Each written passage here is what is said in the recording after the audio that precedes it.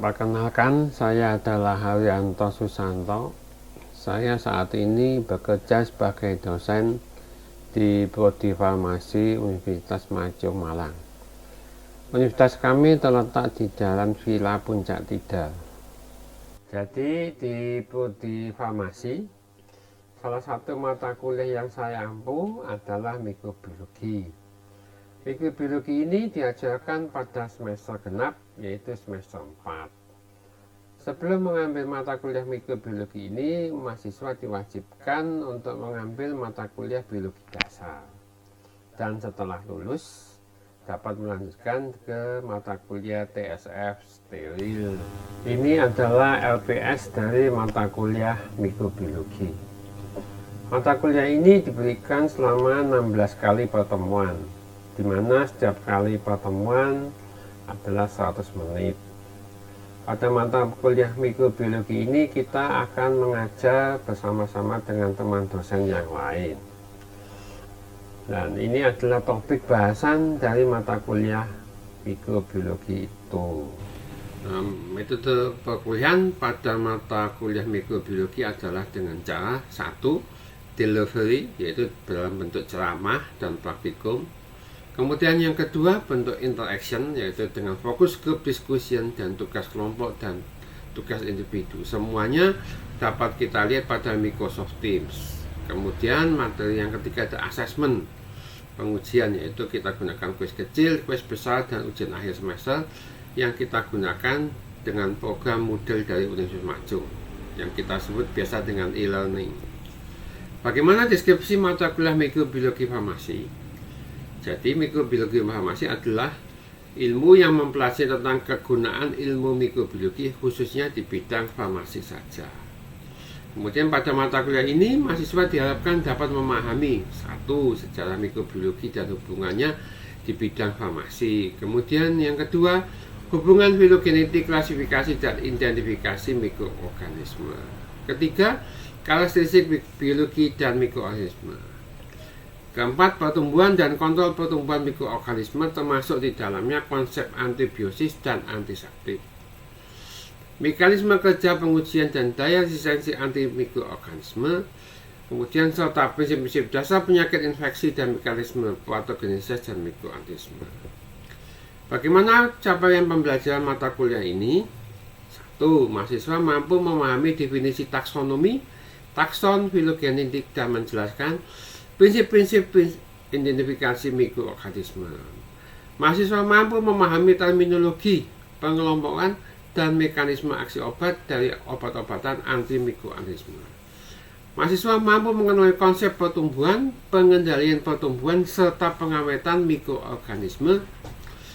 Keempat, mahasiswa mampu memahami terminologi pengelompokan dan mekanisme aksi obat dari obat-obatan mikroorganisme. Yang terakhir, mahasiswa mampu memahami dan mengenali infeksi serta resistensi serta cara pencegahannya. Materi pembelajaran dari mata kuliah mikrobiologi ini. 1. Adalah sejarah dan perkembangan mikrobiologi. Kedua, prinsip dan metode identifikasi dan klasifikasi. Ketiga, perbedaan sel prokaryotik dan eukaryotik. Keempat, karakteristik fungsi dan manfaatan fungi dalam bidang kesehatan dan bidang terkait. Kelima, persyaratan dan dinamika pertumbuhan mikroorganisme. Keenam, karakteristik kehidupan virus dan multiplikasi bakteri. Ketujuh, konsep pengendalian pertumbuhan mikroorganisme. Kedelapan, prinsip-prinsip obat-obat antimikroba dan mekanisme kerjanya. Kesembilan, mikrobiota normal, konsep penyakit infeksi serta epidemiologi penyakit infeksi. Ke-10, proses invasi dan destruksi mikroba patogen ke dalam tubuh manusia. Ke-11, studi penyakit infeksi oleh bakteri patogen. Nah, ini metode perkuliahannya adalah ceramah, praktikum, fokus group discussion, tugas akhir, kelompok, kuis besar, kuis sisa, dan UTS. Dan pustakanya adalah 2 dari Tortora sama 2 dari dosen Sweski. Setelah ini akan saya putarkan contoh dari micro teaching saya dengan beberapa orang mahasiswa. Terima kasih. Belum. Kamera udah nyala belum? Halo. Sudah, Pak. Semua udah nyala ya? Oke. Mulai rekod ya, Van ya? Sudah, Pak. Eh, Selamat pagi semuanya. Pagi hari ini kita melanjutkan kuliah mikrobiologi.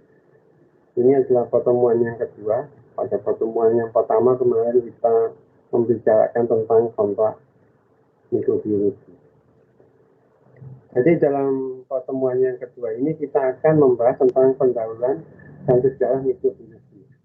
Ini sesuai dengan LPS yang telah kita buat bersama, yaitu ada presentasi. Nanti diharapkan mahasiswa semua memberikan, kalau ada pertanyaan, memberikan responnya. Jadi ada interaktif antara kita semua. Jadi ini dalam materi yang kedua ini kita akan membahas ini berbagai macam mikroorganisme, jenis mikroorganisme, dan semua materi ini akan berhubungan dengan kuliah kita sebagai seorang farmasis. Ya, nanti ada gunanya. Baik, kita membahas pula apakah mikrobiologi. Mikrobiologi adalah sebuah cabang dari ilmu biologi yang mempelajari tentang mikroorganisme. Objek kajiannya biasanya adalah semua makhluk hidup yang perlu dilihat dengan mikroskop, khususnya bakteri, fungi, alga, mikroskopik, protozoa, dan algae. Virus juga kita masukkan ke mikrobiologi, tapi juga kadang-kadang ada yang tidak memasukkannya karena virus termasuk bidang yang lain. Jadi ini adalah jenis-jenis mikroorganisme, kita bagi menjadi 5 adalah bakteri, fungi, protozoa, dan algae, dan virus. Contohnya apa? Yaitu bakteri ada Bacillus, E. coli, kemudian fungi ada yeast, jamur, kemudian protozoa, amuba, paramecium, algae ada spirulina, kemudian virus ada HIV, ada COVID-19, dan macam-macam. Teori kehidupan. Jadi teori kehidupan mengatakan bahwa kehidupan ada yang tidak berasal dari kehidupan, ada yang juga mengatakan kehidupan itu asalnya juga dari kehidupan. Jadi ada dua. Yang kehidupan yang mengatakan bukan dari kehidupan adalah disebut abiogenesis. Kemudian yang kehidupan berasal dari kehidupan kita sebut dengan biogenesis. Kembalikan lagi ini bisa dibaca. Jadi abiogenesis menggambarkan asal mula kehidupan dari makhluk yang tidak hidup. Biasa disebut teori generasi spontanea. Tapi ini belum dibuktikan dengan eksperimen. Sedangkan yang biogenesis bisa dibuktikan dengan eksperimen. Ya. Ini perkembangan mikrobiologi biasa ada Openkopf, ada Antonio van Leeuwenhoek, ada Ella Pasteur, ada Ella Openkopf. Apakah fungsinya mereka ini? Nah, ini tentang Openkopf. Openkopf menemukan adanya ruang kosong di dalam dinding sel. Ini Openkopf ini mengamati sayatan gabus. Jadi gabus dari batang Quercus tuber. Gabus itu ya. Kemudian ada juga yang nama Antonio Leeuwenhoek, dia bapak matematikawan, sejarawan awan, dan ahli mikroskopik asal Inggris. Dalam bukunya Mikrografia, dia mengindikasikan adanya sel dari jenis suatu kapang. Ini ada lagi mikroskop Antonio Leeuwenhoek.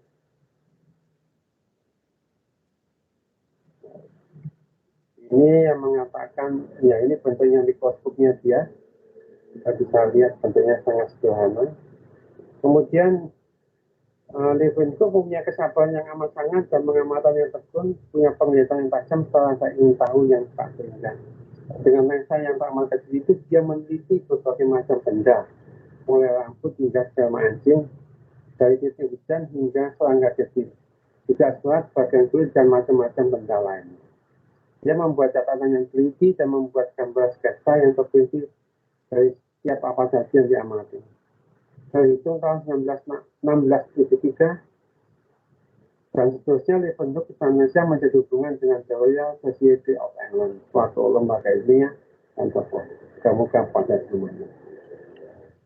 Juga ada Louis Pasteur. Jadi Louis Pasteur adalah orang juga yang memperkenalkan tentang teori Pasteur, sterilisasi Pasteur, yang bisa kita gunakan untuk sterilisasi susu.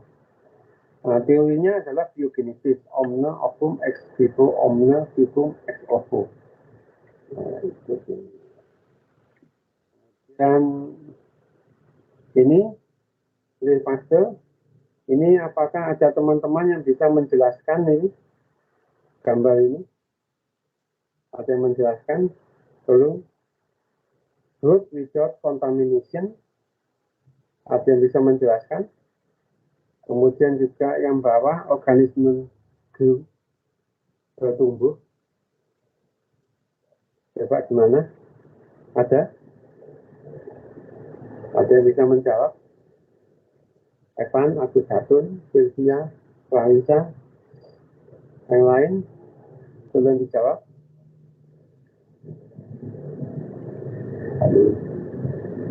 Jadi ini kita lihat yang tabung ini kita tutup, kita panaskan, ujungnya kita tutup, ya. Kemudian setelah itu kita diamkan, ujungnya juga kita tutup dengan air. Ternyata tidak ada pertumbuhan bakteri. Sedangkan yang kedua, setelah kita panaskan, semua bakteri mati, kemudian tutupnya kita buka. Nah, karena tutupnya kita buka, ternyata setelah kita diamkan, ternyata ada kehidupan. Jadi artinya kalau ditutup semua, tidak ada kehidupan yang masuk, maka tidak ada. Artinya alam kita banyak organisme hidup, misalnya bakteri. Oke, ini aja. Nanti ini adalah postulato. Itu organisme parasit harus ditemukan dalam hewan yang sakit, tidak pada yang sehat. Organisme harus diisolasi dari hewan yang sakit dan dibiarkan dalam kulturmoni. Organisme yang dikumpulkan harus menimbulkan penyakit pada hewan yang sehat.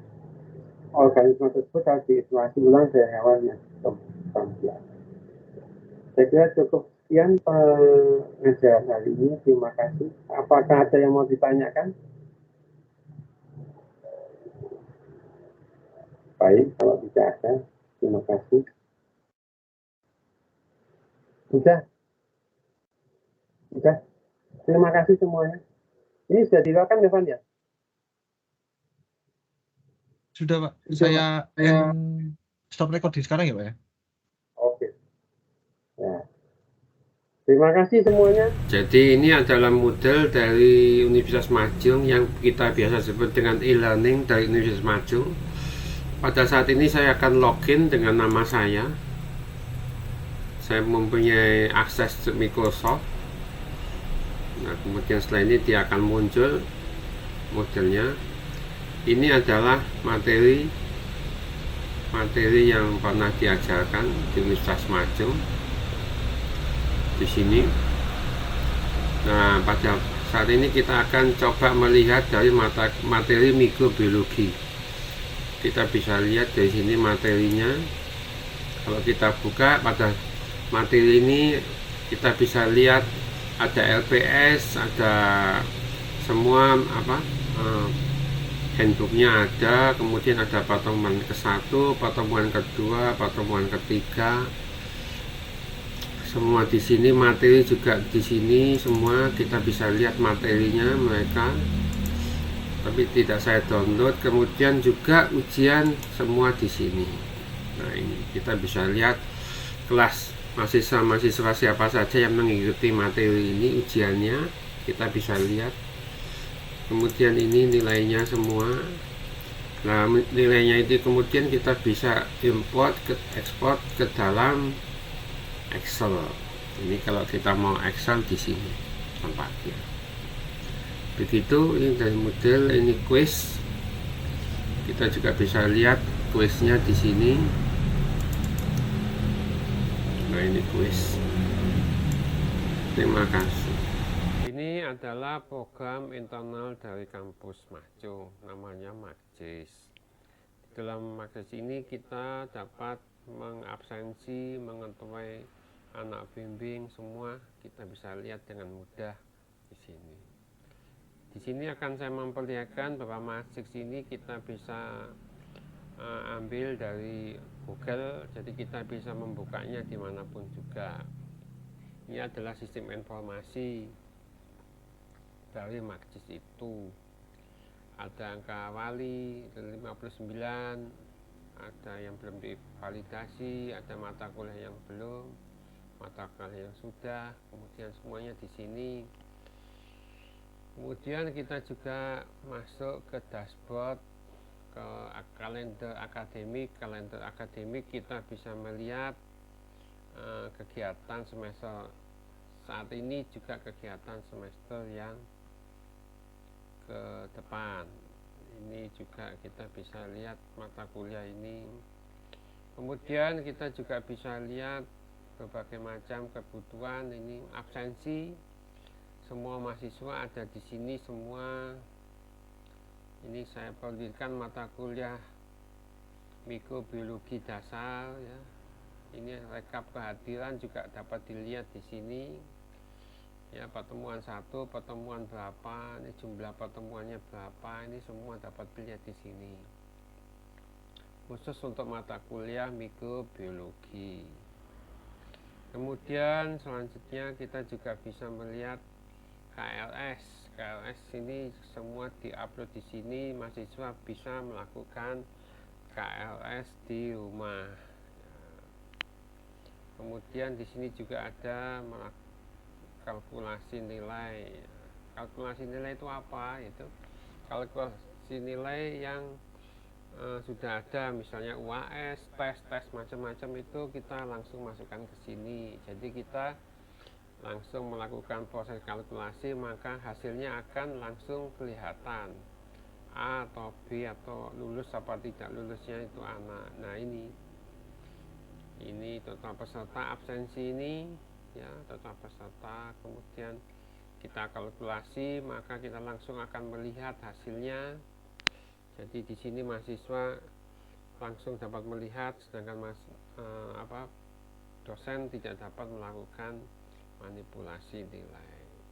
Kemudian ini kita bisa simpan dalam bentuk Excel. Demikian ini Makjis. Program terakhir adalah program yang berhubungan dengan pengabdian masyarakat. Pada Universitas Makjo, semua pengabdian masyarakat akan terintegrasi dalam satu program yang namanya SEMAL. Apakah SEMAL? Kita bisa lihat di sini adalah sistem manajemen abdimas dan riset.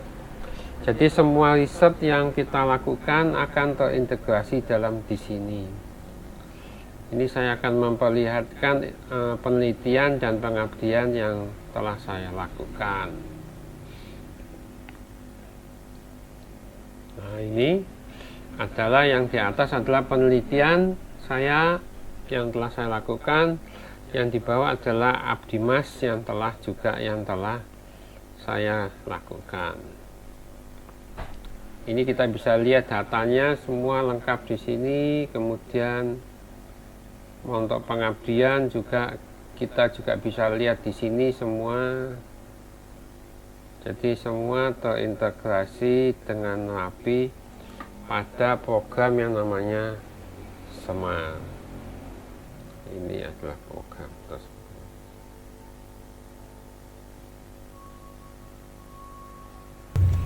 Demikianlah video pembelajaran saya, dan terima kasih atas perhatiannya.